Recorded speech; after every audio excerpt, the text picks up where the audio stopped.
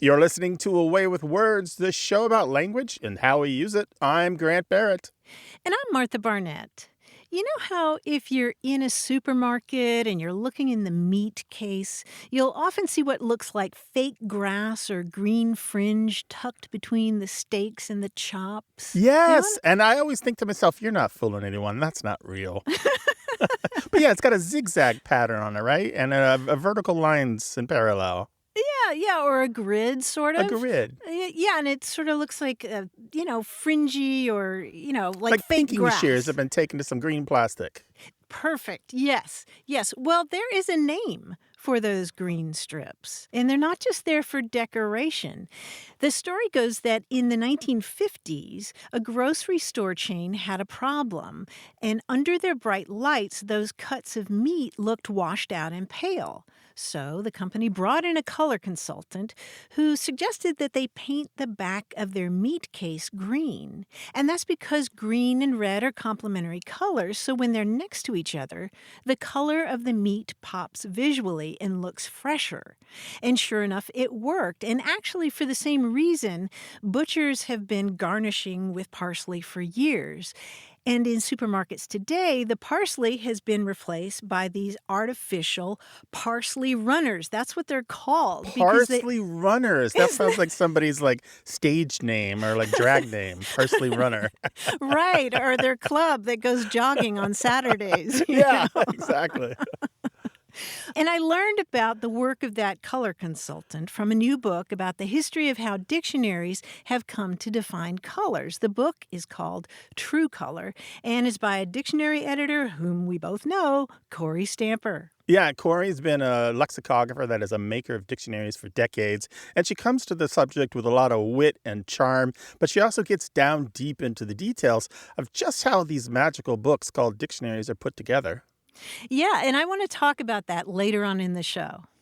We'd love to hear from you, your questions, thoughts, ideas, and stories about anything related to language, old sayings, expressions, slang, new words, books, literature, writing, poetry, you name it. Call or text toll-free from the United States and Canada, 877-929-9673, or go to our website at waywordradio.org and find our email address and lots of ways to talk to us on social media. Hello, you have A Way with Words. Hello. Hi, who's this? This is Daniel Cruz, and I'm calling from Gardnerville, Nevada. Well, what's on your mind? My aunt always used this phrase where if somebody left the word "so" hanging out there, she would interject with "sew a button on your underwear." And I'm just wondering where that came from. Okay. Run this by us again. So somebody's just kind of has a lingering, unfinished thought with the word "so," and then she says... Yeah, so if she was asking you a question or me a question, and I just didn't quite have an answer about it, and I would kind of be muddling over it and be like, "So," and she would just interject, "Sew a button on your underwear." If it were me, I would have a lot of buttons on my underwear because I do that all Right? the time. Yeah, it was pretty frequent when I was a kid. Okay, and Daniel, what would happen next then? Usually she would just laugh. Okay. And I would be sitting there perplexed, like, what the heck is Kathy talking about? What am I supposed to do? Martha, these rejoinders are very common, right? These things that you say when somebody leaves you this awkward opening in a conversation. So, yeah, Daniel, I'm wondering if you've heard any other versions of this. Honestly, no, I've never heard any other versions of it, and I haven't heard anyone but her do it. Oh, really? Okay, maybe it's not as common as it used to be, Martha. Well, Grant and I have heard a lot of these over the years, a lot of different versions of it from listeners who've written in and called in with versions like "sew a button on an ice cube" or "sew a button on tuna fish." As Grant suggested, it's just one of these funny rejoinders. It's sort of like, a kid might start a conversation with "hey," and the dad joke is "hay is for horses." Grass is cheaper, straw is free, marry a farmer and you have all three. Or somebody hesitates after "well," and somebody says, "that's a deep subject for such a shallow mind." because it's a well. Yeah. But, Adrian in gosh. San Diego sent us a message saying that her parents would say, "Sew buttons on your old man's pants." And Christina, also in Southern California, told us her dad would always say, "Sew buttons on your butt. That's what." That one's good. And you Yes. also have sewing buttons on eggs or Easter Yeah. eggs or on a wooden duck or sew buttons on a balloon and then it'll Yeah. have a blast and variations on that. And sewing buttons on your vest or your T-shirt and other clothes. The And brick wall. brick wall, yeah. And then also suck your toe. And a really long one. Somebody says sew, and then you say, sew buttons. Buttons are made of brass. Buttons keep your trousers from falling off your rhymes with brass. So not just in your family, Daniel, at all. No, not at all. No, not at all, clearly. But yeah, it's usually just this idea to kind of, for parents or the older generation to nudge the younger generation towards, complete expression, full thought, kind of not leaving things hanging. It's also just kind of the intergenerational teasing that is so ordinary. Yeah. Well, another version of this, too, is when a kid keeps pestering a parent to tell them what they're doing. You can say, I'm just sewing buttons on underwear or sewing buttons on ice cream. And the kids are like, what? Wow. When you put it that way, it totally tracks for what Kathy was trying to say to me when I was young. Was she a teasing sort? Would she always yeah. So, Daniel, we've added to your collection now. Definitely. There's a lot of those, and I look forward to using them on all of my friends. Yeah. Excellent. All right. You take care now. All right. Thank you. You too as well. I really appreciate this. Yeah, our pleasure, Sure, Daniel. Thank you. Bye-bye. Bye-bye.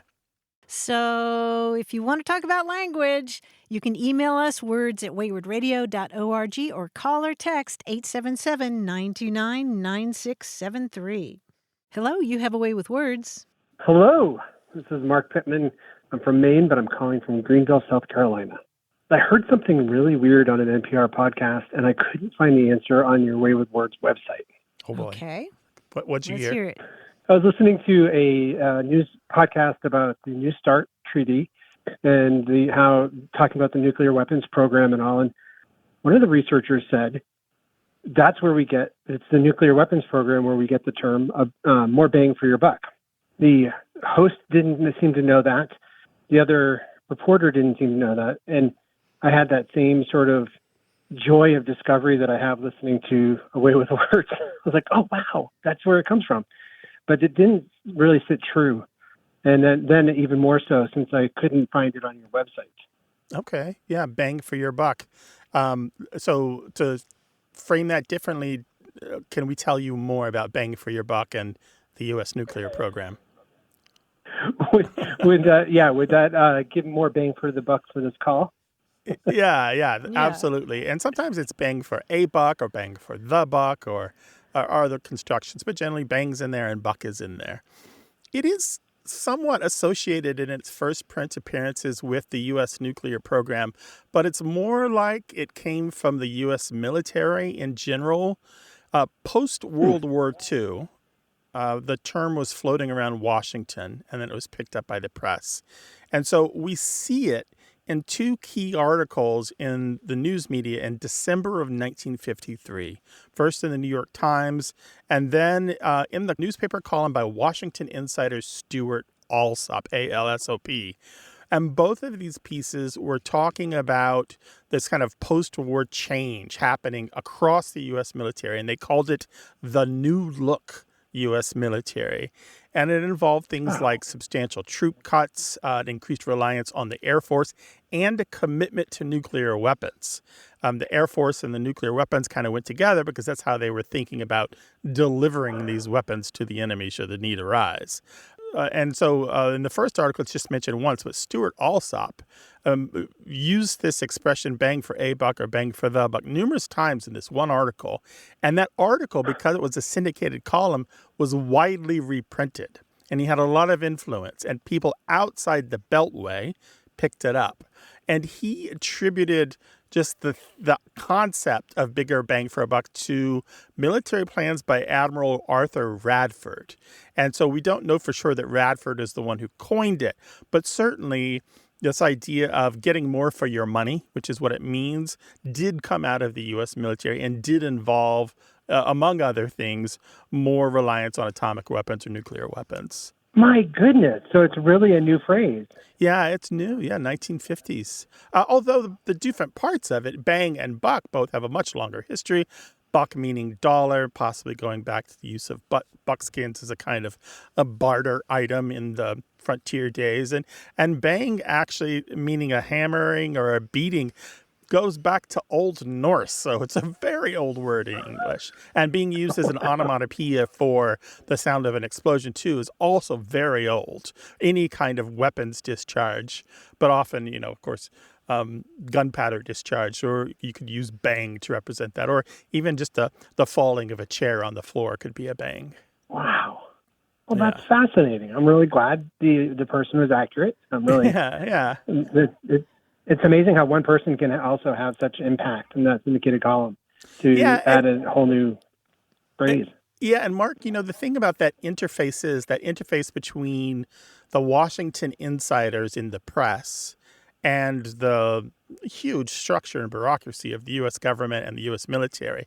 You often see that these terms that have floated around for quite a while inside the bureaucracy of governments and military leave those niches through the press. Maybe less common now since the press seems to be fracturing and declining, but it used to be really common that's how they would leave.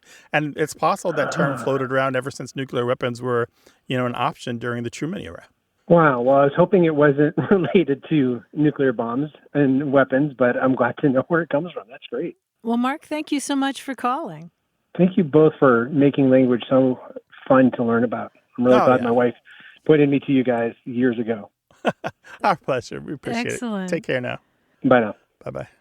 If you call us to talk about language, you're sure to get bang for your buck. 877-929-9673.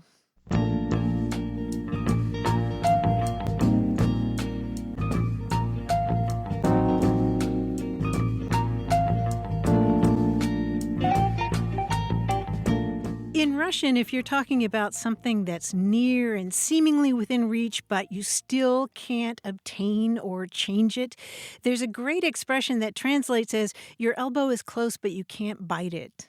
Oh, yeah. I saw one recently that was something about a horse trying to lick its ear. It's similar. Oh, there you go. Well, but it's about the impossibility of something, like kind of a pig's fly saying. Yeah, so close, right? Yeah. The world is filled with odd sayings. Talk about them here, 877-929-9673. Stay put. We'll be right back to untangle the web of English.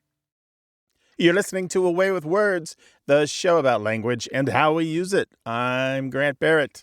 And I'm Martha Barnett, and making his way across the room doing a very silly walk, it's John Chinesky. That was a very silly name for a very silly walk, so I'm going to keep it going. I got my Johns mixed up. That's right. Now, it's funny, people ask me all the time, where do you come up with the ideas for these puzzles? This one actually really did come from real life, something that happened to me.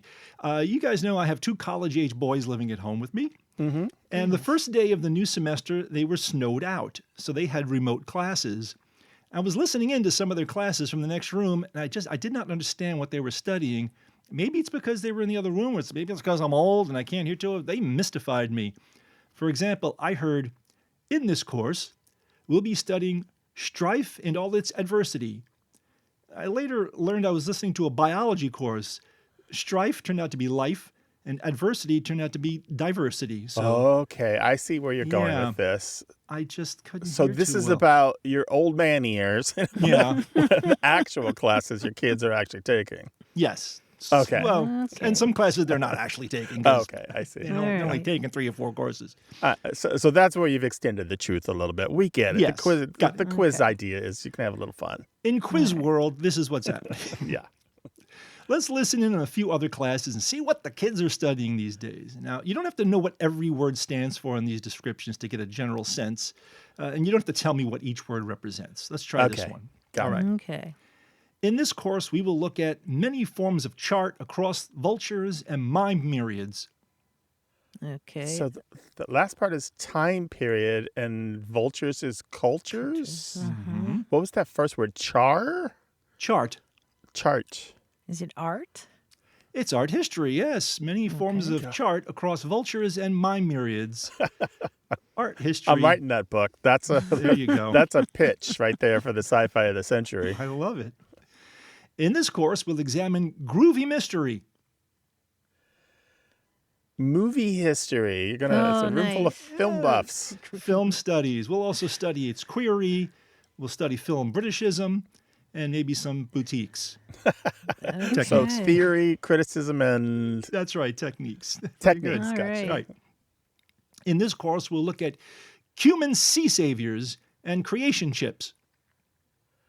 Human sea saviors and creation ships. Oh, Behaviors and relationships? Yes. Okay, so it's psychology.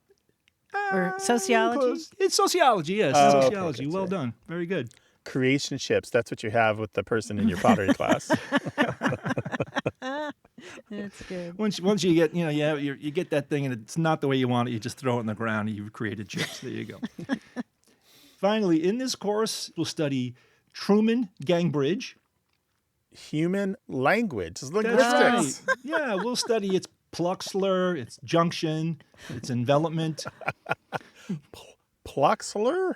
Pluxler, its structure. Sorry. Oh, It's Oh, I there's see. no Gotcha. there's no rhyme for structure. I think my hearing's going. Yeah, I'm back there going like, this is all too real. What's funny about this? On that note, I got to get back to school and study up my whatever English is when you can't hear it too well. It's called A Visit to the Hearing Aid. Costco's what I got them need. on sale. Yeah, I'll do it. Cha-ching. Well Thanks so done, much, guys. John. That was amazing. Thank you. There's a magical number, toll-free call or text in Canada or the United States. You've heard it before. Here it is again, 877-929-9673. Open 24 hours a day. Or find all of our past episodes and lots of ways to talk to us on our website at waywardradio.org. Hello, you have a way with words. Hi, this is Nancy, and I'm calling you from New Haven, Connecticut. Hello, Nancy. Welcome to the show. What's up? I've become fascinated and kind of curious about the word liminal, and I wanted to hear what the two of you had to say about it. I was unfamiliar with this word until maybe like a year or so ago. And then I felt like I started hearing it, and I liked the sound of it, and I looked it up, and I think I understand what it's about.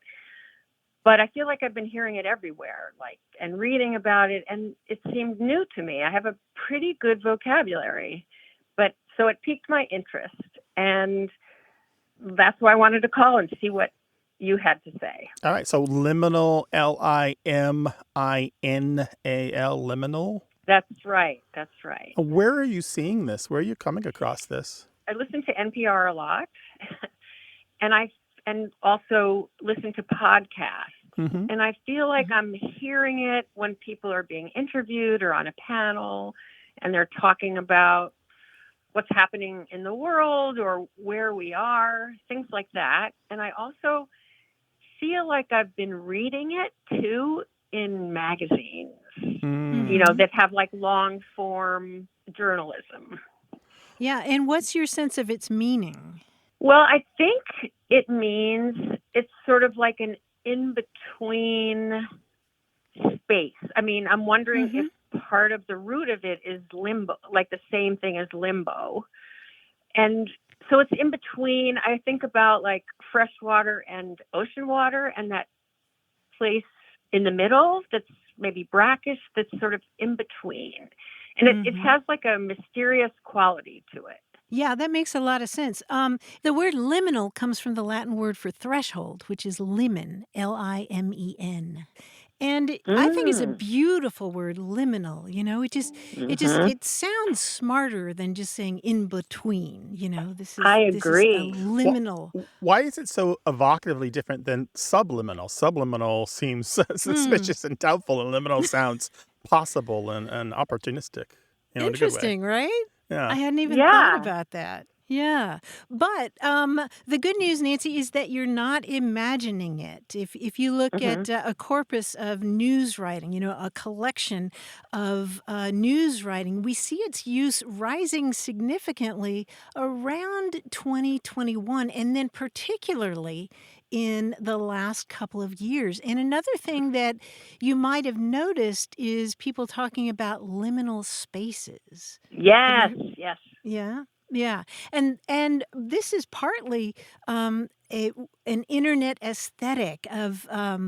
There was a time starting around 2019 where people started posting pictures of things like spaces devoid of people, like deserted classrooms or auditoriums or hotel corridors, or on TikTok and Tumblr and Reddit that sort of capture images that sort of capture this moment Yeah. of betweenness, buildings that are in use, but at the moment they're not fully occupied or not fully abandoned either. And, they describe those as liminal spaces. But, it just sounds better, I think, than in between space. I love And the word. I love saying it, and you're right. It's one of those words that you say it, and it sort of takes you somewhere in between, I guess. mm-hmm, But mm-hmm. yeah, And it's a definitely a word of the last 30 years or so as well. If we look back as far as the 1880s, it's little used except maybe in the 20s and 30s when people are writing about psychology and psychoanalysis, and then really starts to burst forward in the 1980s and 90s and certainly the 2000s the most. And Nancy, another thing I love about the word liminal is the way it looks. It's yes, got those. You know what I'm talking about? yes. I was almost. I wrote that down to say to you, but then I thought, I don't know. It's the two L's are at the end, Yep. and they're tall. That like it's a Mm-hmm. definite place, and then you feel like you're in between them with all the short letters in the middle. So Mm-hmm. yes, Mm-hmm. I do know what you mean. Oh, good. It's not just you. Thank you so much, Nancy, for your call. We really appreciate it. Thank you. Bye bye. Bye-bye. Would love to hear the words that you're coming across and just want to explore a little bit. Martha and I dig it. And you can dig us toll free. Call or text 877-929-9673. Or find lots of ways to talk to us on our website at waywardradio.org.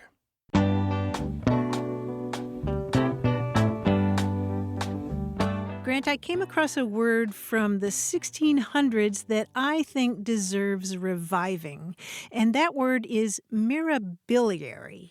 Mirabiliary. I could guess based on the root parts of that, but I don't really know what that means. Well, let me spell it for you first. It's mirabiliary, mirabiliary. Are we looking? Mira has something to do with look, maybe? I'm not really sure. Yeah, it has to do with the idea of marveling and marvels. And a mirabiliary is a person who deals in marvels or a collector of marvelous things. And I think you and I are both mirabiliaries. Yeah, and all of our listeners who are mirabiliaries can call or text toll-free 877-929-9673. Hello, you have a way with words. Hey, hello. I'm Stacy Amaral. I live in Chelsea, Massachusetts. I had this experience as a child with words that my grandfather used that nobody in the world, in our family or any place else, knew where they came from. So Okay. I thought, you all may know. Right. Yeah. So my grandparents had a little store in New York in the city, and they work 6 days a week. They work really hard. And so on Sundays, that was the only day off, and my grandfather would clean the apartment and then take us out so my grandma could rest. And before he took us out, he would say the following. He'd say, now, don't come up the place. Don't be a come-upper. I just cleaned. And we'd say, what do you mean, come up? What's a come-upper? So I'm calling to ask about that word as a noun and as a verb. As a noun and as a verb. And so tell us a little bit about your grandfather. So he was born in a small town in Russia, in either Russia or Ukraine. It kept moving around, and or Belarus and Ukraine. And he came to the country as a little boy and grew up in the Lower East Side. So his English, he spoke English okay, had a little bit of an accent, but that's who he was. He was a great guy, but that was a word we had never heard before, and nobody else knows it. Yeah, I can see why Well, it's a little bit of a puzzle. I you've called us about this a few times, and I've listened to the voicemails, and so I've done some digging on this, Stacy. And oh, good, I because think I have yeah. an answer for you, but I wouldn't say I'm 100% on it. I don't think it's Yiddish. I don't think it's Russian. I actually think it's English, pronounced with a little bit of an accent, especially New York accent, where R's at the ends of the Oh, word tend not to okay. be pronounced, the lack of verticity, as they call it. And I think the word is come upper, Comeuppper. And this means someone who aspires, is on a fast track. They're full of ideas and entry. They're full of ideas and Huh. energy, a parvenu or a nouveau riche, somebody who's going places. And sometimes they're also just called a comer or a coming person. They're coming into their own. They're progressing towards a goal or success. Oh, okay. Um, and Okay. part of the reason Huh. that I think this that is then in Jewish culture, as including in and kind of ensconced in the Yiddish language, are a bunch of sayings about how it's okay to aspire a little bit. It's okay to have a little bit of, idea of getting ahead of Ambition? others, but not too much. Don't become the tall Oh, poppy, as they say. Don't become the one crab sticking out of the barrel. And so there's expressions like oh, better a new millionaire than a bankrupt one, or better a well-raised goat than a oh, well-raised pig, or better to be a risen spirit than a risen fool. oh. I never would have thought that because we thought it meant don't make a mess. I Well, don't know. he may have modified it for his own meaning, but I think what he was going after was these come-uppers are people full of ideas and energy who are always up to something. They're Hmm. always got their Oh, hands in that. something, Oh, yeah. right? Yeah, So what he's that basically would have saying is, been us. don't start any new projects in this clean house that I just, that I just Yeah. straightened. That's right. Don't get any I just spent ideas. hours. Yeah, don't get any ideas. Don't get Okay. ahead of yourself. Okay. All right. Wow, that's a whole new take on it. Because in Spanish, which is another language I speak, it's like no te pasas. Don't pass yourself. Don't just Don't get no ahead of te yourself, pasas. as we would say in English. Yeah, don't get ahead of you. Wow. Yeah. Oh, I'm thrilled. Yeah. Right. So I love your show and I recommend it to all the people I know who speak all kinds of languages. I teach ESL, so people really want to understand language, theirs and other people. So it's perfect. And Yeah, I thank you for your hard you're work. welcome. That's how Yeah. we Thank you feel so as well, much. Stacy. You take care of yourself now. All right. Igualmente. Well, thanks. Yeah. Be well. Take care. Bye-bye. Bye bye. Bye-bye. We do save all of your messages, and you can leave them at 877-929-9673, whether you're in the U.S. or Canada. And if you're somewhere else in the world, we have a WhatsApp line, and you can find that on our website at waywardradio.org. Hello, you have a way with words. Hello, this is Anne from Philadelphia. Hello, Anne in Philadelphia. Welcome to the show. What's up? Thank you, and thanks for taking my question. I've been curious about a phrase that I've actually used in the past and confused people by, and then I confused myself. And the phrase is, it's an ill wind that blows nobody good, or something like that. Mm-hmm. And I don't know, 20 years or so ago, I was talking to my partner. I used it. I thought appropriately. She was perplexed.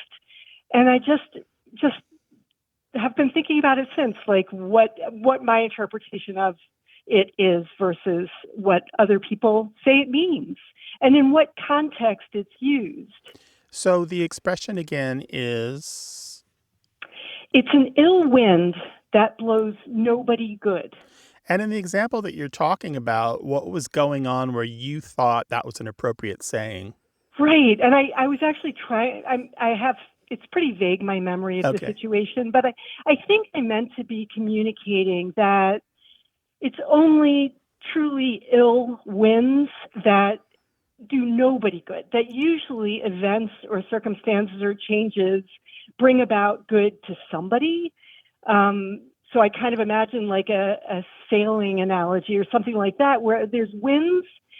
Some people will be blown off course, others will be speeded up. So it was kind of like to say good comes out of almost every situation. That's what I think in that moment what I meant to be saying. Yeah, I think that's a pretty good summary of it. I think usually the version that you'll see, for example, in dictionaries, is it's an ill wind that blows nobody any good, which is Any pretty good, close to yeah. what you were saying. But those negatives and the ill meaning bad and nobody any good is a little bit confusing. I think the modern meaning most often is what you were suggesting, that even a bad event usually benefits somebody. Somebody gets something out of So it. there's a silver lining if you look hard enough. Yeah. Right. That's what okay. So it is actually what I thought. It is a complex kind of communication, but good. Yeah. Yeah, definitely. One dictionary says that you can describe an unfortunate event as an ill wind if somebody benefits from it. And the example they give is, but it's an ill wind. I recovered and married one of my nurses from the hospital. Nice. That's Huh. a good wind. Yeah, and there's a version of this expression which goes back at least to the 16th century. There's a version of it that's used to incredibly powerful effect in Shakespeare. Oh, yeah. In Henry VI, Part 3, in the middle of this bloody civil war, a soldier brings in a body and says, "Ill blows the wind that profits nobody." And what he means is that there's always somebody who's going to get something from something terrible. And he thinks this corpse may have money on him. And then he turns the face and realizes that the man he's killed is his father. Oh, That's wow. pure Shakespeare right there. Yeah, right? Right? Talk about a tragedy. Yeah. Yeah, but you're using it correctly. Okay. Well, thank you. It's been good to hear kind of the full context of it. So I appreciate your taking the time. We appreciate the question, Anne. Thanks for calling. Okay. All Okay. right, take Take care now. care. Bye-bye. All righty. Bye. Bye-bye. Toll free in the United States and Canada. Call or text 877-929-9673. You're listening to A Way with Words, the show about language and how we use it. I'm Grant Barrett. And I'm Martha Barnett. I'll never forget many years ago flipping through a print edition of Webster's Third New International Dictionary when my eyes fell on the entry for the term geranium lake. Have you ever heard that? Geranium Lake. Who is she when she's at home? Yeah, I was thinking, what in the world? I have to see what this means. And the dictionary said that geranium lake is a vivid red that is lighter and slightly yellower and stronger than apple red, yellower, lighter, and stronger than carmine, and bluer, lighter, and stronger than scarlet, also called spark. Wow, there's a lot to chew on there. I think I better just go to the paint store to figure that one out. But wait, there's more. Below that, there was an entry for geranium red, which was said to have several characteristics, including being slightly lighter than Goya. Wow. Whoever wrote those definitions had a great day.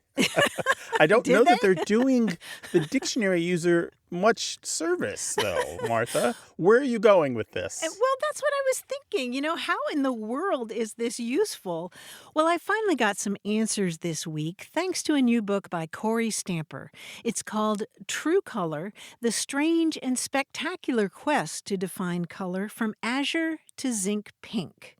Now, Grant, there is a lot of history packed into this book, as you know, because in the early 20th century, as Americans were moving into a world of mass production, color had to be something that you could specify on paper and reproduce in a factory or rely on in a lab or a supply chain. For example, pharmacists needed to be able to distinguish between similarly colored powders and potions, and the military needed standard colors for its equipment.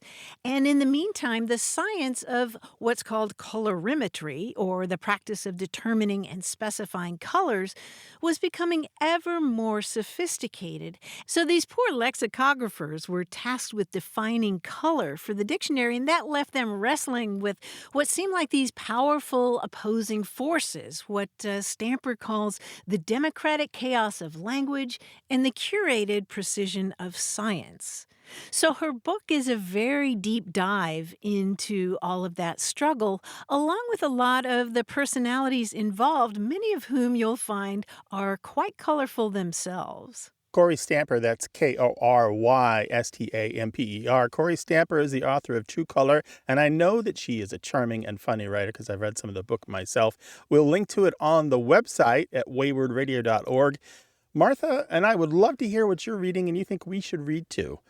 Call or text toll-free 877-929-9673 or email words@waywardradio.org.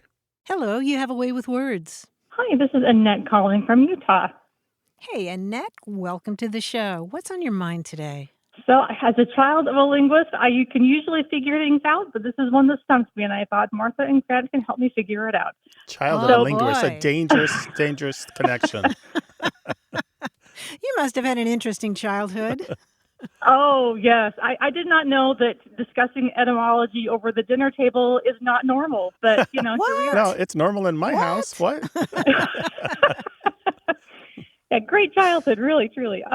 So my mother is an immigrant. She was born and raised in Helsinki, Finland. Okay. And my paternal grandmother was also an immigrant. Her family immigrated from Germany to Idaho when she was just an infant. And so she didn't remember Germany, but she grew up speaking German in the home and then learned English in the community and school.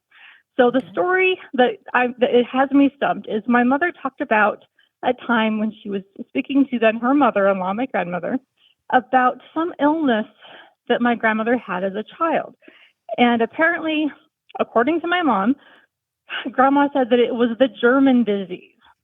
And my mother, being relatively newly immigrated herself, thought, maybe I don't know English as well as I thought. What is that? Tried to figure it out. Couldn't find anything, of course, in English that would explain that. So she thought, well, I wonder if, my grandmother had heard this term at home in German, and then as an adult just translated it to English and didn't know that's not how we say it in English. So my mom said that she had looked it up in some German dictionary, and lo and behold, it's rickets or something like that. It's like a nutritional deficiency. I have tried searching it, can't find anything to corroborate that, no Deutsch anything. And so I'm wondering, is this a German thing? Is it an Idaho regionalism? Is my mother remembering the whole thing wrong? Hopefully you guys can have an answer for me. So just to get this straight, your Finnish mother heard this from your German-speaking mother-in-law? Yes. Okay, gotcha. This is super interesting. And you're opening up a whole can of worms, Annette. And how old was the person when they had the German disease? I got the impression that she was quite young, but I'm not. Again, this conversation happened in the late 60s before I was born. So what are we talking? Yeah. Pre-adulthood? Yes. Okay. Yeah, it would have been a childhood thing. Yeah. And you're going to understand why I asked. It's because the affliction that's most often called the German disease is syphilis. So if she was a kid, she probably did not have syphilis. No. No. And this is in English, mind you, but there's another disease, and the flu was sometimes called the German disease, rightly or wrongly. Just like we called it the Spanish flu because the Spanish were more open about the fact that this disease was roaming their country, that they had this epidemic. And so we call the Spanish, even though it's not really from there. And so there's this whole thing that happens throughout the world in every country where you blame your neighbor. And so just to go back to syphilis, it was called the German disease by the French. The Italians called it the French sickness. The French called it the Neapolitan disease from Napoli, Italy. English called it the French pox and the Neapolitan bone ache. And we just go on and on. And the Dutch blame the Spanish, the Polish blame the Germans, the Russians blame the Polish. And in India, they blame Portugal. In Japan, they blame Portugal and China. And in Muslim Turkey, they blamed all of Christianity. So it's just, and these are the names that this disease took. And you can almost track the progress of syphilis through the world by these names. That is hilarious. Yeah, basically, most people seem to think that it first appeared in a serious way in parts of Italy among the maritime crowd, the sailors. So, More than likely, if she was a child, what she caught was the flu. However, it's possible that when she said the German disease, she meant German measles for rubella, although people don't Yeah. usually call it the German disease. Yeah, that occurred to me as well. I don't have any indication anywhere that that something was called the German disease that involved rickets. I don't have no information on that at all. Yeah, and that, I couldn't find anything either. So that didn't seem right to me. But Yeah. again, that's why I called. Yeah, there we go. Well, that's Yeah. I think you're on the right track, and you just needed confirmation, and we're happy to give it to you. Yeah, Thank we're you so glad much. you That was called. fascinating. Yeah, our Yeah, pleasure. thank you Take so care of much. yourself, Annette. All righty. Bye-bye. Bye-bye. Bye. 877-929-9673.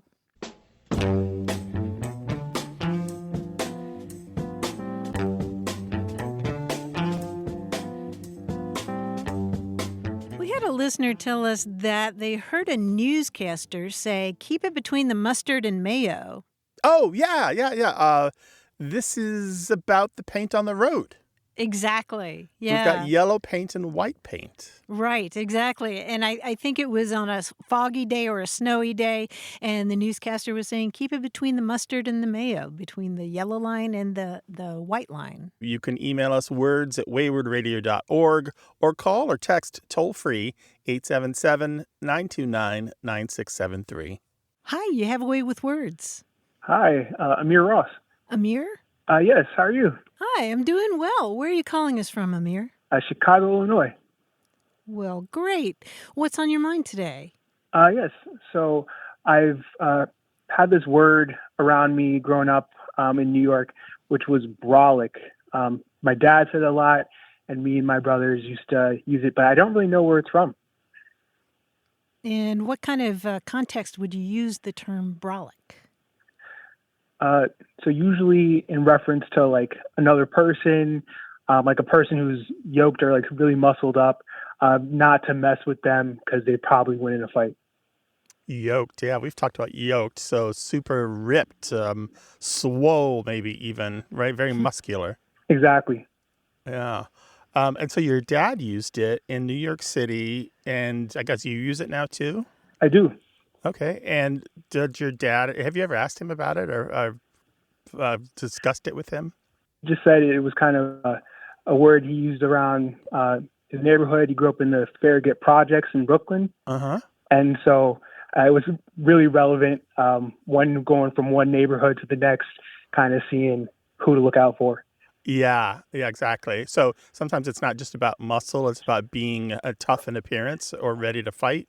Exactly. Yeah, okay. So I love that it has this New York City connection for you because as far as we, meaning people who study language, know, that's where it comes from.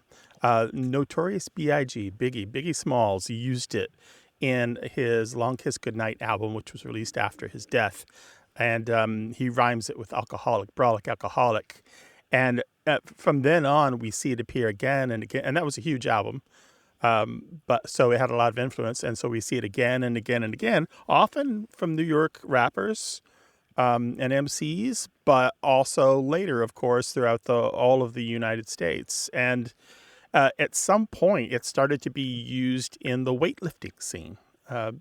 So I believe, and so do others, that it jumped from hip hop, which is, a lot of young men, to lifting and that sort of thing, or body development, body shaping, body sculpting through exercise and diet, to other young men, who do that. So BROLIC is usually how it's spelled. But Amir, I wanted to share one curious coincidence with you.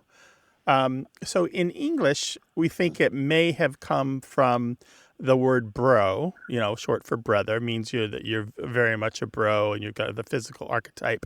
Some people think it might come from Dragon Ball Z. You can find all kinds of articles online about the character Broly, but the timing doesn't work out for the release of that show in the United States, although there's much argument about whether or not people in New York City were watching Dragon Ball Z on illegal tapes or DVDs, which you could buy on the street. I definitely know I was.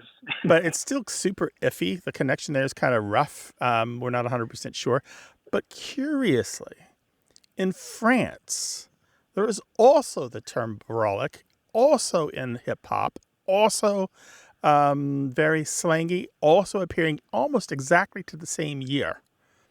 But in France, it has the meaning of being strapped, as they say in English, American English saying, which means you've got a gun. So because brolic is back slang or verlan, which is the word, more or less the word caliber, like a caliber of a weapon, pronounced backward.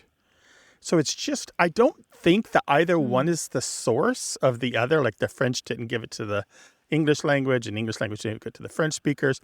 But it is so curious to me that these two words that are about presenting different kinds of masculinity are pronounced the same and spelled the same, although the one in French has a lot of different other spellings.